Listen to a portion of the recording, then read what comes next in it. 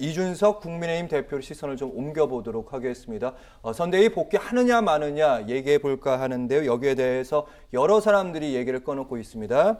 김기현 원내대표는요. 이준석 대표는 잘 될 것, 다 정리됐다 이렇게 얘기했고요. 정리됐다. 김종인 총괄선대위원장 이번 주에 한번 만나긴 만날 것이다. 그리고 후보와 함께 1차 자맹 당시 함께했던 인물로 알려져 있죠. 김철근 정무실장. 선대위 복귀의 골든타임은 연내다. 며칠 안 남았다. 그런데 윤석열 후보 전화 한 통이 없다. 후보도 그렇고 선대위원장도 그렇고 그렇게 막 적극적이지 않습니다. 어떻게 봐야 됩니까? 저는 지금 윤석열 후보가 지난 울산 회동 때는 왜 그러면 울산까지 가서 달래고 포옹하고 안고 그러면서 데려왔고 이번에는 왜 안 그러느냐. 저는 지지율 때문에 그렇다고 봅니다. 지금 국민의힘의 지지율이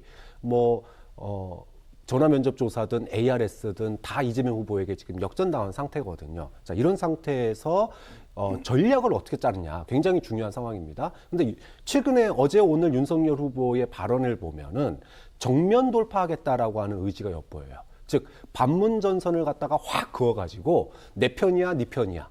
이거를 갖다가 지금 위기의 상황 속에서 전선을 바깥으로 향해서 긋게 되면은요, 그 전선에 참여하지 않는 사람은 다 저쪽 편 되는 겁니다. 자, 이렇게 해가지고 지금 문재인 정부나 공수처에 대한 각을 세우는 거고, 이런 상황인데 당대표가 지금 나가가지고 선대위 공격하고 후보 비판하고 이러면은 너 도대체 어느 편이야 이렇게 돼버리는 거거든요. 자, 그래서 저는 윤석열 후보의 발언이 울산 회동 때와 다를 수밖에 없다. 지금은 이 지지율 하락을 더 이상 좌시할 수 없는 상황이기 때문에 이거를 갖다가 선택을 한 거죠. 옛날처럼 다독여서 안에 어떤 말들을 갖다가 분란을 최소화시키면서 이 고비를 넘어갈 것이냐, 아니면 아예 이번 기회에 후보 중심의 그립력을 강화해서 똘똘 뭉쳐가지고 정면 돌파할 것이냐. 저는 윤석열 후보의 선택은 후자였고, 그런 점에서 후보의 권위가 실추가 될 수 있는 이준석 후보에 대한, 우진석 대표에 대한 껴안기 또는 바깥에서 비판하고 있는 거에 대해서 그냥 넘어갈 수 없다라고 하는 기강 세우기, 이런 부분들이 윤석열 후보가 지금의 위기, 정치적 위기를 돌파하기 위한 반문전선 강화라고 하는 쪽에서 본다면 윤석열 후보가 지금은 포옹할 수 있는 그런 여유가 없다, 이렇게 봐야 되겠죠. 네, 여기에 대해서 어떻게 보십니까, 평론가님? 글쎄요, 우선 윤석열 후보가 직접 나서지 않고 있는 것은 일종의 감정선을 서로 건드리지 않겠다라고 하는 나름의 정무적인 판단을 양쪽 모두 하고 있는 것으로 보입니다. 선대위 내부의 분위기를 좀 전달을 해드리면, 그 울산 회동 때와는 좀 기류가 좀 다른 건 분명한 사실입니다. 온도차가 좀 느껴지고 있습니다. 그리고 윤석열 후보조차도 이준석 당대표의 행동에 대해서는 조금 인내심의 좀 한계를 느끼는 부분도 없지 않아 있어 보입니다. 그렇기 때문에 향후에 이런 일이 재발되지 않겠다라는 약속, 혹은 김종인 총괄선대위원장이 확실하게 통제하겠다라고 하는 어떤 선언적 어떤 발언, 이런 것이 나오기 전에 덥석 다시 윤석열 후보가 끌어안는 모양새를 취하기는 조금 어려워 보입니다. 자, 그리고 또 한 가지 짚고 넘어가야 할 부분은, 그러면 김종인 총괄선대위원장이 이준석 당대표를 대하는 태도가 지금 온당한가? 그 처사에 대한 또 의문이 제기되고 있습니다. 왜냐하면 이준석 당대표처럼 지금 이렇게 1차 보이콧하고 2차는 사퇴하고 나가서 계속 선대위와 후보를 공격하는 모습, 과거의 김종인이었다면 이런 부분들에 대해서 썩은 살을 도려내듯이 강력한 조치를 취했을 텐데, 유달리 이준석 당대표에게만큼은 온건한 코멘트만 이어집니다. 나갔다? 그럼 스스로 나갔으니까 다시 들어오면 되는 문제지. 이런 논리적이지 않은 발언으로 이준석을 두둔하고 있는 모습. 근데 왜 그럴까 하는 부분에 대한 분석을 해봐야 되는데, 이준석 당대표가 1차 보이콧을 했을 때 윤핵관 때문에 내가 더 이상 못 해먹겠다라고 얘기했지 않습니까? 네. 그러면 1차 보이콧의 울산회동의 봉합이 윤핵관에 대한 제거로 봉합되었어야 마땅합니다. 그런데 그 결과가 뭐였습니까? 김종인 총괄선대위원장으로 이어졌습니다. 자, 그러니까 원인은 윤핵관이었는데 결과는 김종인 총괄입니다. 이번에도 마찬가지인 게, 이준석 당대표가 그만두고 나갔지 않습니까? 상임선대위원장을. 그러면 그만두고 나간 이유가 선대위 조직에 대한 메모드급, 이걸 어떻게든지 개편하겠다, 쇄신하겠다. 근데 지금 또 나오고 있는 얘기는 김종인 총괄선대위원장이 그립을 강화하는 결과로 이어지고 있단 말이죠. 그러면 두 사람은 설사 사실이 아닐지언정 보이는 현상과 결과로 놓고 보면 두 사람은 모종의 교감을 나눈 채 윤석열 선대위의 그룹을 통째로 장악하기 위한 행동을 하는 것이 아니냐. 그럼 그 관점에서 본다 그러면 김종인과 이준석은 다를 게 없고 대선 승리라고 하는 대전제보다 본인들이 선대위의 실권을 장악하고 그리고 이 선대위가 승리했을 때 올 수 있는 여러 가지 전리품에 대해서 뭔가를 가져가려고 하는 이런 의도가 밑바닥에 깔려 있는 게 아니냐라고 하는 의구심을 받을 수밖에 없는 상황입니다. 네, 이준석 대표 본인에게 한번 포커스를 좀 맞춰볼 것 같은데 뭐 선대위 복귀한다 안 한다 말 많은 가운데 메모도 얘기 꺼냈습니다. 방금 말씀하신 지난 5일은요. 그때 이제 울산에서 막 돌아올 때 메모드에서 업그레이드된 면도 잘된 코끼리 선대위, 그러니까 우리 당 선대위가 민주당을 혼내주러 간다 이렇게 얘기했고, 이번에는 털 깎인 메모드 하나가 쫓아오는 악몽을 많이 꾼다 이렇게 하면서, 그러니까 사실은 윤석열 후보 입장에서는 이준석 대표가 참 불편할 것 같긴 합니다. 근데 이준석 대표도 분명히 돌아오고 싶을 텐데 출구 전략 보이십니까?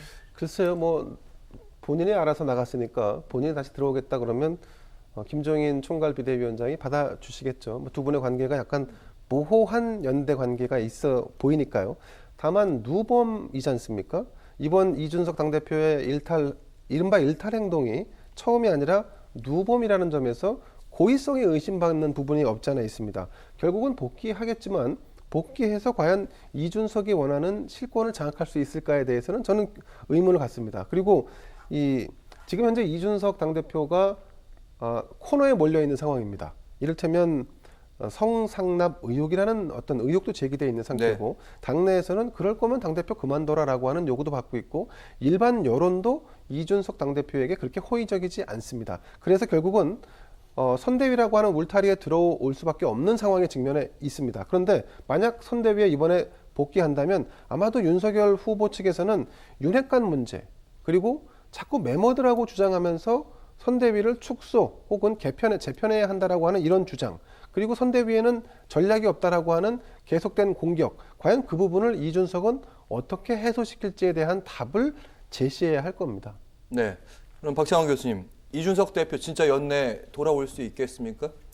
글쎄요, 저는 쉽지 않다고 봐요. 그러니까 이미 뭐 상호 간의 불신이 굉장히 높은 상태고, 그리고 무엇보다도 윤석열 후보가 이준석 대표는 윤핵관 때문에 나갔다는데 윤석열 후보는 윤핵관 없다고 그랬습니다. 자, 이거를 어떻게 극복할 것이냐? 이거는 극복이 안 되는 거죠. 지난번 울산 해동처럼 봉합돼야 되는 거예요. 그런데 지금 이제 또다시 봉합이 가능하겠냐라는 거죠. 그런 점에서 뭐 내일인가 이제 김종인 총괄 선대위원장이 이제 이준석 대표하고 회동을 한다는데, 글쎄요, 김종인 총괄이 봉합을 잘 시킬 수 있을지는 봐야 되겠지만, 결국 그렇게 해서 봉합된들 무슨 의미가 있겠느냐? 국민들이 다 알았어요, 이제는요. 누가 윤핵관이고, 그 다음에 이준석 대표하고 당대표 후보 간에 정치적인 불신이 굉장히 높다라고 하는 걸 이미 국민들이 그 속살을 다 본 상태인데, 봉합이 된다고 한들 효과가 있겠느냐라는 거죠. 좀 그런 점에서 이번에 이준석 대표의 선대위 가출이라고 표현할 수 있습니다. 선대위 사표는 양쪽 모두에게 엄청나게 커다란 상처를 안겼다. 그리고 이것이 봉합되더라도 아무는데 시간이 좀 오래 걸릴 것 같다. 그래서 봉합되더라도 휴유증이 한 1, 2주 정도 갈 것 같고요. 봉합이 안 된다 그러면은 이제는 누구 하나를 완전히 선 그어놓고 해야 되는 그런 상황이 돼버려요.